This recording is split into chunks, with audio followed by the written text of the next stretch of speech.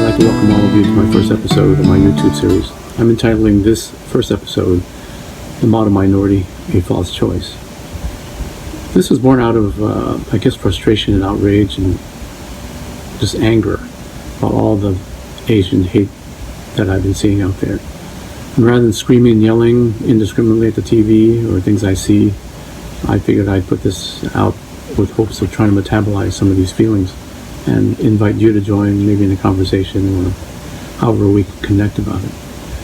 I did a KQED perspective piece that aired on February 25th of this year, and my first couple of drafts were a little more edgy, and I think the editor had me edit out some things. I thought I'd kind of give you the unedited version or a backstory after I read the piece, so you understand maybe more clearly, or I can speak more clearly from where I want it to come from. So I'll start by reading the perspectives piece that aired on February 25th of this year, and this is the edited version. Asian Americans are often called the model minority. Has a nice ring to it, doesn't it? I used to think so. I mean, it's better than being labeled in negative ways that other minorities are, right?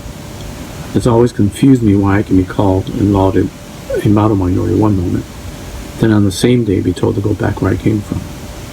This is the ultimate gaslighting of Asian Americans. The dialectic of the model minority and a perpetual foreigner, subject to shifting socio-political climates. Is the current epidemic of violent crimes against Asian Americans nationwide a possible side effect of this myth? Explaining these incidents away as blaming Asian Americans for COVID is low-hanging fruit, in spite of how this has been weaponized against us. The problem is more complex and multi-layered. It's painful that my 90-year-old mother lives in fear of multiple viruses, COVID and racism, needing to warn me not to go out because people hate Chinese and I may be attacked. I'm especially disheartened that these attacks include perpetrators of color, and this plays right into the existing sense of fear and alienation fueling the divide between us. Ironically, the very qualities that stereotypically make Asian Americans more acceptable to white America, shaped over the course of a racist history, being accommodating, passive, quiet, and non-aggressive are the very same characteristics that can make us a target. Our success has been used to put down other racial groups, fueling the perception that we've prospered on the backs and struggles of other minority groups. Our provisional acceptance by white America is perceived as being sellouts, which compounds a sense of betrayal and resentment. There's a racist saying, Asian Americans are like popcorn. They turn white when under pressure. This leaves us isolated on our own island. As an activist, I'm heartened to see how there has also been a surge in Asian American activism and collaboration with other races, born of outrage towards racism, not each other. We do have skin in the game, and we need to be allies. I'm hopeful that this will continue to bridge the divide between us and see how we've been used against each other. Please, let's stop the hate. I'm going to proceed and talk about what was moral portrayal of the first draft that I wrote, which is focused primarily on my heartbreak and my pain about the division between African Americans and Asian Americans. I want to give you the backstory behind my original drafts before the final draft of my perspectives. The editor felt like my original draft was just a little too edgy because I focus a lot on my heartbreak about what's been happening between Asian Americans and African Americans. Don't get me wrong, seeing all this heinous, unnecessary, cruel, violent attacks on Asian American elderly and culminated in the massacre in Atlanta was absolutely senseless. And it seems, I was left with a question of why. I kept asking myself, why? Why are they doing this? One of my mentors always says, unexpressed outrage becomes enrage. And that's part of the reason why I decided to put this stuff out on YouTube. I felt like I couldn't metabolize all the agony and frustration, angst and anger and rage I was feeling, trying to make sense of all this. After I calmed down a bit, because I really went to dark space around revenge, retaliation, my existing templates around my own anti-African American racism was activated, even though I spent so many years trying to purge myself of all that. As we know, it's still there, and it's easily fueled because that's already been fueled as a baseline by media and by our culture and by the history of this country. So I felt like I needed to just scream and holler somewhere. So I was wondering, is this out of pure opportunism, opportunistic crimes? It didn't seem like they were trying to steal money from people or rob them of things, even though some of them were.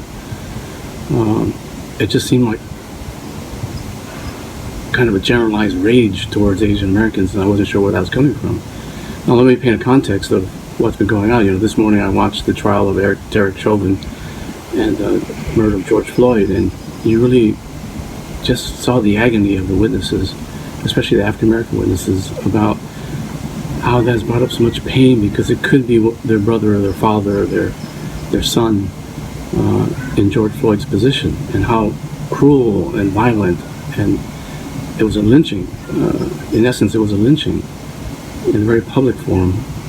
And the whole model was this idea that, and I think the context is hard to escape, there was this Hmong officer who was there, Officer Tao, who was witnessing and actually colluding with the perpetrator. And I think that speaks directly a lot to sort of the position of us as Asian Americans, sadly, is that we've been kind of given provisional acceptance by the dominant white supremacist culture, but at a price. So when you think about the false choice of being a model minority versus being grouped with bad minorities, I mean, that's not really a choice. But in some ways, there's been a huge price that's been paid. And then if I factor in the recent case of Allison Collins, the school board member who made all these incendiary comments about Asian Americans benefiting from white supremacy and being house ends and versus field ends, this whole idea, I think this view is not uncommon. So I'm wondering if this fuels the anger and hostility towards Asian Americans. I don't know for sure, but I'm just trying to figure out why. And I think it's probably many, many layers and multifactorial, but it's just overwhelming to think about why we're in the position we're in. The whole idea of model minority, let me give you a little backstory, which is helpful to me. Model minority was coined in 1966 by a white sociologist, William Peterson. And this was right in the thick of the civil rights movement.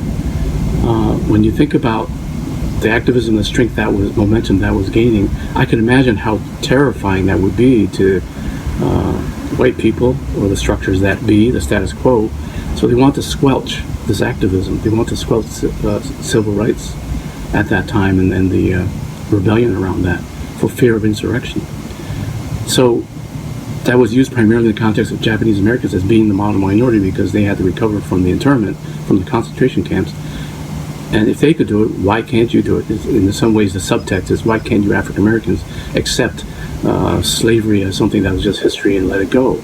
Now, this is before reparations, or the Japanese reparations were thrown in, or actually was passed. So the idea was just to squelch the rising voices of protest. So when you think about that, I mean, that's sort of how we've been pitted against other people of color, in particular African Americans. So I'm just wondering out loud whether that feeds into the hostility towards racial resentment, and somehow we're seen as traitors because we're seen almost as acceptable. We're so acceptable by whites. Now, the last thing I want to say is just that the pain that personally this brings to me. I was speaking to a friend of mine, Wayne, and he said it's hard for him to walk down Chinatown now. He's African American.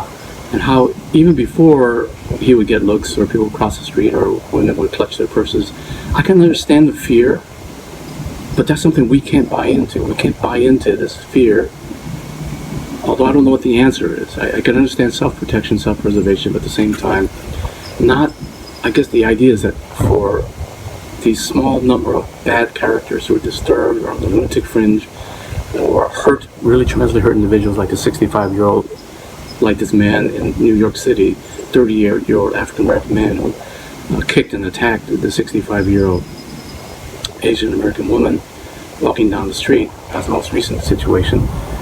He is a homeless man and might be disturbed. That we can't group the behavior of individuals and generalize it to the entire group. That's what's been done to us people of color for decades, for centuries, is that the behavior of one indicts the group. That we can't allow that to happen. That we have to see it as individuals who are behaving badly and should be held accountable, but not put a blanket generalization saying all black people are bad and violent criminals, which is fed by the media.